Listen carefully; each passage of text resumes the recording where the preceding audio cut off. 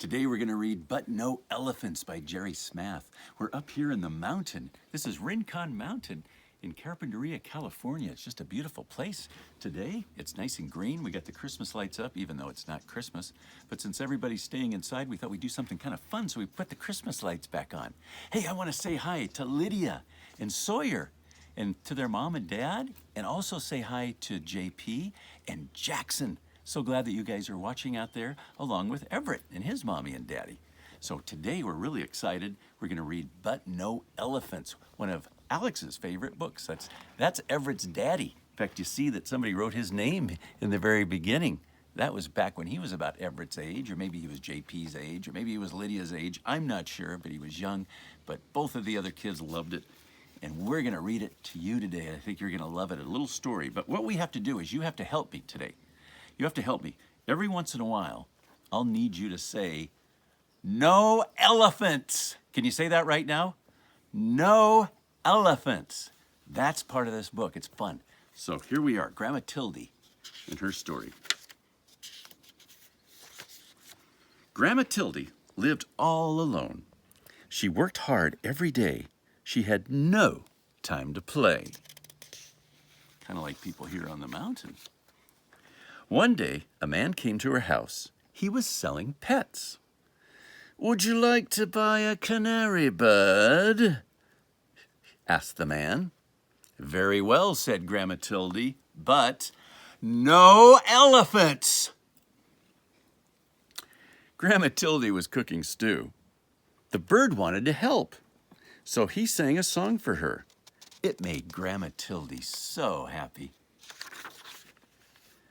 That night, they sat down to eat the stew together, and it tasted better than ever before. The next day, the pet man came again. "Would you like to buy a beaver?" the man asked. "Very well," said Grandma Tildy, "but no elephants." Good, you're getting that pretty good. Grandma Tildy needed firewood. The beaver wanted to help, so he cut the wood with his sharp teeth. That night, they sat in front of the warm fire. Grandma Tildy's pretty good at selecting pets. She's got these pets that really help her out. Grandma Tildy went shopping. She met the pet man again. "Would you like to buy a turtle?" he asked. "Very well," she said, "but no elephants." Grandma Tildy was tired. The turtle wanted to help, so he carried her on his back. Pretty strong turtle. That night, Grandma Tildy washed the turtle and put him to bed. The next day, it rained hard. The roof started to leak.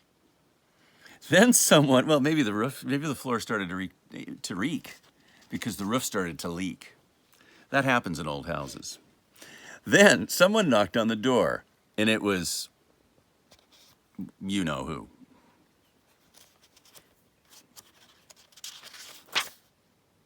"Would you like to buy a woodpecker?" the pet man asked again. "Very well," said Grandma Tildy, "but no elephants." The woodpecker wanted to help, so he nailed the roof down tight. The dripping stopped. Oh, how our grandma here at the Rock House wishes that our woodpeckers would be help and not, what they are. Just sure making do. all, right, Grandma? They just make a lot of racket. Gonna have to get one of Grandma Tildy's woodpeckers. That night, they all danced together in the warm, dry house. The days got colder and colder. Grandma Tildy put food in jars for the winter. "I don't like the cold," she said. Just then, the pet man appeared. Oh, look at him, he's all dressed up for winter. "Would you like to buy an elephant?" he asked. "He's the only animal left, and I must leave before it snows." What did Grandma Tildy say? "No elephants!" She went back to her work, and the pet man left. Grandma Tildy, she just don't like them elephants. But look at the elephant. The elephant stayed. It started to snow, and it kept on snowing.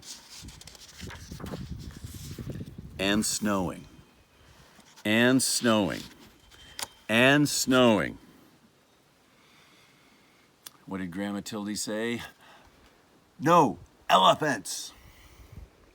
But the elephant would not go.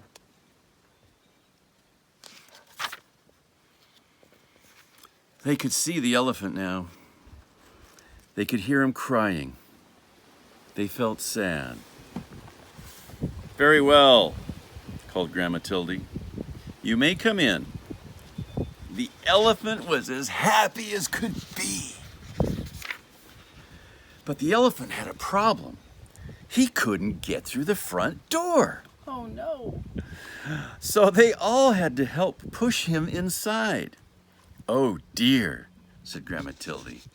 I hope the floor is strong enough. This is a very old house. Outside, the snow kept falling, but inside the house it was cozy and warm. Everyone hoped winter would go away and spring would come soon. That night, in the middle of the night, they heard a terrible crash!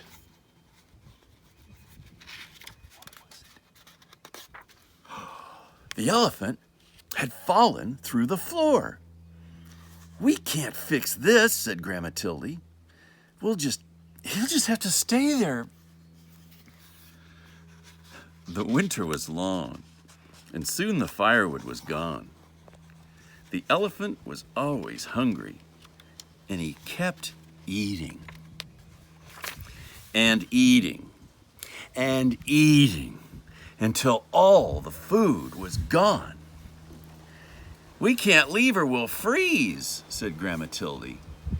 We can't stay or we'll starve. What are we going to do?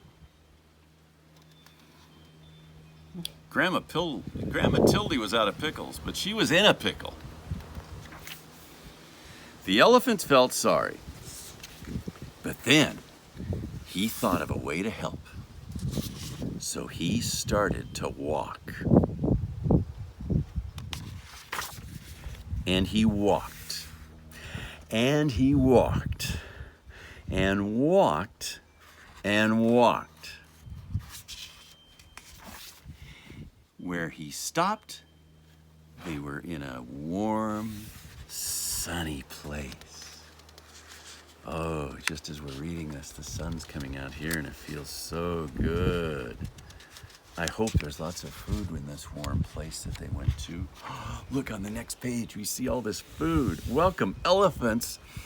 And that is where Grandma Tildy and her friends are today. Isn't that a wonderful story? But no elephants. But no elephants by Jerry Smath. Thank you, Jerry, for sharing that story. Just when we think we don't like elephants, they turn out to be our best friends and take us to a warm and wonderful place. I want to thank someone special for helping. Grandma Donna. She's helping today and had a little bit of input and fun. And also, we have to remember Colt, the dancing dog. He might be stopping by here today. Maybe next time he'll come by and dance for us. All right, I hope all of you enjoy a wonderful day. Be sure to do a good deed for Mommy and Daddy today and make them happy. And I'll see you next time.